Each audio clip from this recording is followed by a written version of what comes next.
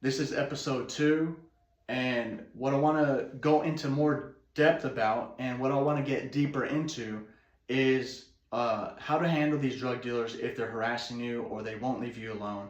Okay, just like I mentioned in the last video, block and disappear. That's number one. You don't have to get the cops involved.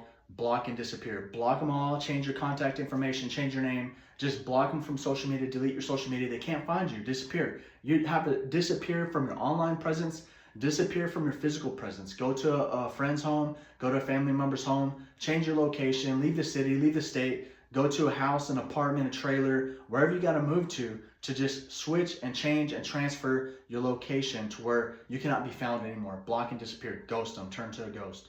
Okay? You don't want them to find you, whoever they are. The second method to deal with these drug dealers and handle them effectively with the law, getting the law involved, is getting a restraining order. Okay, get a restraining order. That's the second option in the hierarchy of options. What you can do. First one is a block and disappear. Second is get a restraining order. Get the cops involved. Get these drug dealers. If you have their name, if you have their license plate, give the cops their license plate. They could track them down. Give them their phone number, so they can maybe do triangulation and find them, or if it's registered, maybe they can find out who they are. Give them any information you have, description, racial identity, racial profile, whatever, eye hair color, ethnicity, height, weight, what kind of clothes they wear, any information you have on them, any tattoos, markings, scars, physical attributes, anything, okay? Piercings, everything. So eye color, all that stuff. So and male, female, gender, and all that kind of stuff. So give them as much information as you can. Get that restraining order. If they come by your place again, or your residence, they get arrested. They get sent to jail, maybe prison. They cannot violate that court order. And even if it's a friend, it could be your next door neighbor, whatever. They might be like, hey, I thought we were friends. We were having a good time partying. It's like, I'm trying to get clean. I'm trying to get sober, move forward with my life. And I can't do this on drugs. And if you're one of those individuals who want to have children or have children, you don't want to have all these defects, man or woman. If you're on drugs and alcohol, there could be defects with the child. If you're in pregnancy or you're getting pregnant, there could be autism, Down syndrome, cerebral palsy, different defects, mental defects, and physical defects. Okay, cognitive defects. Okay, things like that where IQ is lower because the brain does not develop properly because of all the drugs that were in the system during pregnancy, the man or the woman. Okay, there's less risk for man, but the risk is higher for women, but the risks are still there for men and women. Okay, so don't do drugs. If you're planning on having children or you already have children, you want to set an example and you want to have a legacy for your bloodline for generations. Okay, so the third thing is report to Crime Stoppers, okay? This has been recommended to me and I've utilized it, okay? Call Crime Stoppers. It's a nationally anonymous tip hotline, okay? National anonymous tip hotline. And you call them, okay? They don't use their name. They don't know who you are. It's anonymous. And you could just give them as much information as you can. And if they make an arrest, you might even get paid. But you just want to keep these people away from you. The fourth thing is call 911 directly. If you're in imminent danger, okay, imminent danger, your children are in danger, your family, your friend is in danger, then call 911 directly, okay? Tell them what's going on, say you need a rest, you need help, something's going on. The fifth thing is hard to say. Hopefully, the law will understand, lawyers will understand. But the fifth thing is something I recommend. Strap up, buckle down, strap up, knuckle down, strap up, okay? Strap up, get a gun, pop off a warning shot in the ground, okay? Not in the sky because a bullet can go up in the air and hit the ground, or you could just wave it around, brandish it, okay? But be prepared to fire because there might be a little type of a Mexican standoff or a shootout or something like that. But you want to say, hey, stay away from me, man. I'm serious, maybe pop off a round in the ground, okay? And hopefully it doesn't hit a rock, but it could ricochet. But the chances of that are less likely. Usually bullets will go directly in the ground, okay? It's dangerous in a neighborhood. You might get in trouble, but if your life is in danger, your child's life is in danger, your family's life is in danger, if the cops aren't doing anything, Crime Stoppers not doing anything, restraining orders not working, nothing's happening, the law is not working for you or in your favor, lawyers aren't taking the case, they're letting these drug dealers go, just give off a warning shot. You don't have to kill anybody. unless you really have to. But pop off a warning shot. Maybe, hopefully they get the message, stay away from me, block and disappear, get the cops involved. If the cops get called, that brings attention to your situation. You might get in some trouble, but there will be leniency because they will understand what you were doing. These people, you're trying to keep them away from you. They're selling drugs. You're trying to scare them. You're sorry.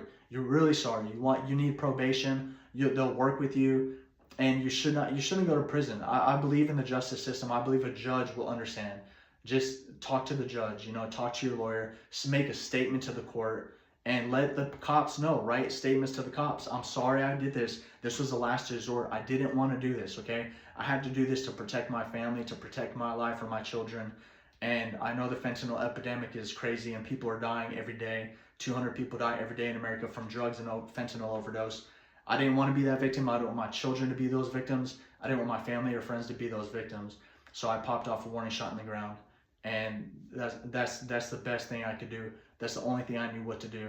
And this person would not leave me alone. They're harassing me. I'm scared. I didn't want to kill them, I'm just trying to send a message. The cops aren't listening. Detectives aren't listening. Judge, lawyers not listening.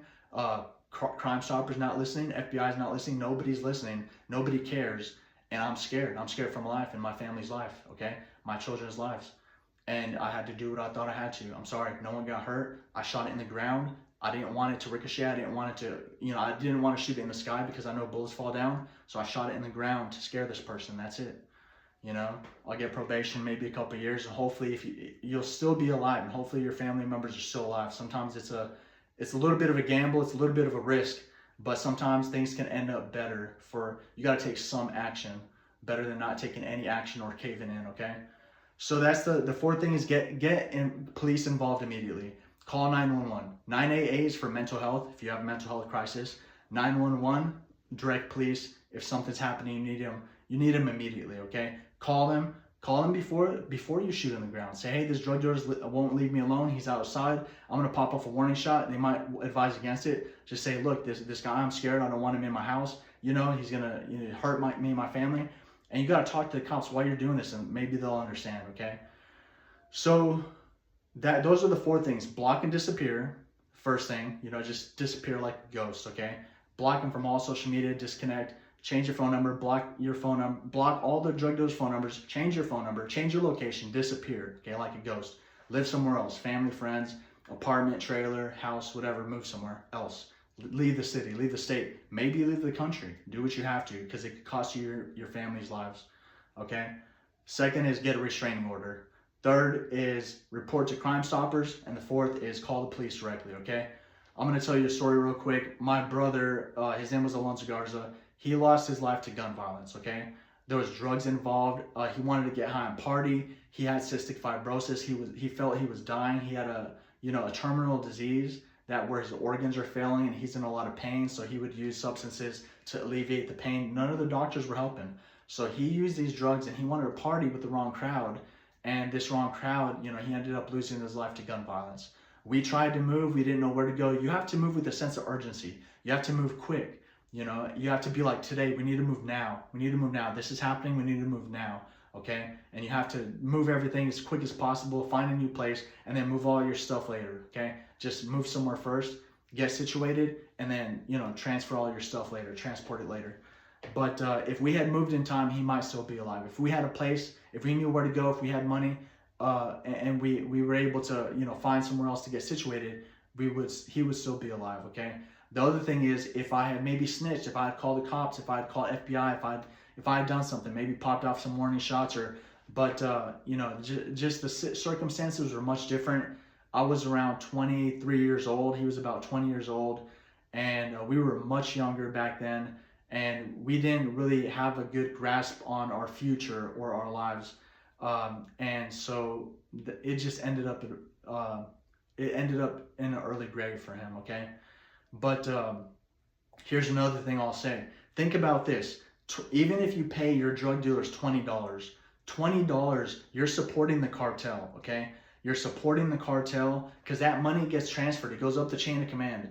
That foot soldier, that cartel member that you bought the drugs from, he might have only sold you $20 or $50 or $100, but he had to buy that ounce. He He had to buy that ounce and cut it up and give you a gram at a time. Now he's making thousands of dollars off that ounce or more, and he's paying thousands of dollars to his superiors on the chain of command, his superior drug dealers who are manufacturing the dope and the crack and the meth and the coke and all these drugs. And he's paying the higher ups on the chain of command of the cartel, thousands and tens of thousands of dollars. And then he's making a lot more when he sells grams at a time. Okay, so when those cartel leaders get the money, then it goes to the very top. It eventually trickles its way up to the very top. And the heads of the cartels, they're making billions of dollars, okay? Hundreds of billions of dollars, okay? These people are rich, and there's cartel wars, okay? So when you pay even 10, 20 bucks for a little line of dope or meth or cocaine or whatever, you're supporting the cartel, and the cartel is responsible for killing women and children, cutting them up, dismembering them, dismembering families, just as a show of power, to have power, to show the community that you should fear them. They want to be feared by the government, by the police. They kill police. They kill Mexican Marines. They kill government members. They kill politicians. They kill women and children in front of their families, and they hang dead bodies, dead naked from the bridges, and they hang them. They lynch them naked. They kill them and hang them from the bridges, naked for all the passerbys and all the people that drive under the bridge to see. So everyone driving under the bridge, they're going to see this hanging dead naked body, and people will know that's the cartel. And people will know, you don't want to mess with them. You don't want to mess with their money. You don't want to mess with their drugs, their women. You don't want to mess with their organization. You don't want to mess with their systems in place, or their drug trafficking. But they're responsible for drug trafficking, human trafficking, sex trafficking. They're responsible for child exploitation. When humans get smuggled in, over the border, there's children being smuggled in, and they're being smuggled in for sex slavery, okay? Children, 5, 10, 15 years old are being smuggled in, and they're being forced into sex trafficking, okay? And this is the cartel, and they're smuggling them in, and they make money off of them. They'll make $5,000 a body. Everyone who gets, across the border, $5,000 a body, however much money they make, okay? That's a rough estimate. So they're making tons and tons of money. And every time you buy a drug on the street, you're supporting them. Now, I understand if you need medicinal marijuana, go to a dispensary, whatever. You got an alcohol problem, that's still a problem. Smoking weed, I believe, is still a problem. I teach to stay sober, 100%, 100% competent all the time, so you can be the best driver, best fighter, best survivor, best protector, best person of best character, best family member, and have the best relationships, okay? Have the best health, okay? So, but if you do anything, make sure you're getting it from a legal source, okay? A legal source, and maybe if it's medicinal, okay, or medical, or, but anything on the street, even weed, anything you buy on the street is, you're funding the cartel. You don't want to fund the cartel because of what I just said, because they're responsible for all these heinous offenses against society. Sex trafficking, child exploitation, sex slavery, all these different heinous things, murder, corruption, drug trafficking, women and children being dismembered, cut up into pieces, murdered, and people just disappearing on the street, people overdosing and dying. All the people dying from fentanyl, that's the cartel. That's 70 to 100,000 people a year in the United States of America every single year. That's due to the cartel. That's due to drugs being imported from India and China, and then the cartel in Mexico and Canada smuggling it across the border and cutting it up with fentanyl. And this is the cartel. These are the foot soldiers. These are the people on the street selling drugs, trying to come up in the game, in this game. It's just a game to them. And if they do prison time or die, it's just a game to them. If you die, it's just a game to them, and they don't care. The next level for them is just to find more customers, find new customers. Good. Someone died. Now there's depressed people at a funeral. Now they might go after the family members because they're depressed. Hey, we got some drugs. We're sorry. This will make you feel better. It's clean, whatever. And it's not. And more families can die. I've seen stories where 5 family members have died in a single family. 5 family members from probably the same drug dealer in the same area, selling this same family all these drugs, and they were all addicted, and they'd be depressed because they just lost some family members, and then more died. So they don't care. These drug dealers are ruthless and they're terrorists. I believe they're labeled as domestic terrorists under the Trump administration. If they're not yet, they should be. Okay, they're causing a lot of damage. They're wreaking a lot of havoc. They're destroying a lot of people's lives, and they're basically terrorists. Okay, they're killing a lot of people. You can't kill 70 to 100,000 people every year. With your organization, your business of selling drugs and fentanyl, and not be a corrupt individual, not be a bad person, not be an evil, malevolent individual. These people are evil and they're sick and they're dark and they're twisted and they don't care if you die. Okay, you don't want to fund these people. You don't want to give these people money. Okay, whoever they are, anyone who sells drugs on the street, don't give them your money. You're funding them. That's like funding Jeffrey Epstein. That's like saying, if Jeffrey Epstein was still alive, or you want to give his family money, go send him money. He's the head ringleader of the pedophile clan. And so you wouldn't give him money. He already has a lot of money, but you're not going to give people like that money. You're not going to look up the sex offender website, like familywatchdog.us. That's the sex offender website. Okay, familywatchdog.us. And then look up these sex offenders and say, hey, you want $20? Go to all their houses. You want my money? You want my money? You're not going to give these bad people your money, okay? Just like the drug cartel. Anyone selling drugs, you shouldn't want to give them your money. You shouldn't just say, oh yeah, I'll do drugs. Yeah, let's go fund cartel operations. Women and children getting raped and murdered. Children being raped and murdered. I'll give you as much money as you want so I could get high and be stupid, right? That doesn't make any sense. You need to start thinking clearly. Sober up. Wisen up. Sharpen up, okay? Tighten up. You need to run a tight ship, okay? Like I said, you're the captain of your ship. There's going to be turbulence. You got to move straight forward. Keep moving forward, okay? Keep your eyes on the goal. Keep your eyes on the prize, okay? That's your future. That's your health. That's your family, okay? Be a leader, okay? So keep that in mind. You keep all this in mind, okay? Block and disappear. Get a restraining order. Report to Crime Stoppers. Call the police immediately, okay? Those are 4 different options you have. 5th thing is strap up, pop off a warning shot, talk to the police, talk to the FBI, okay? Don't fund the cartel, okay? These are evil organizations, and they're cartel members. And I know people will fear them, even the cops fear them. Probably the FBI even fears them a little bit, okay? But you have to be strong and just block and disappear. You have to be elusive, right?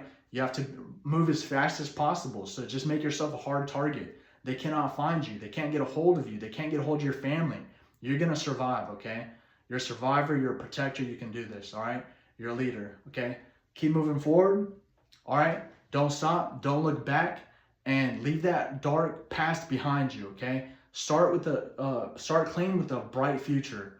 You and your family have a bright future ahead of you. You don't want to let that go to waste. You don't want to just throw that away. You don't want to just pretend like you don't have a bright future because you do, okay?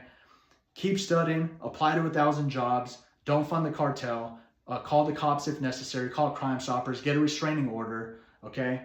And block and disappear, Keep these things in mind. I'm going to make a PDF file for you to download, so all this stuff will be written. So I will make notes of all this for you. Stay safe and stay tuned for the next video. Thank you. Stay safe and take care.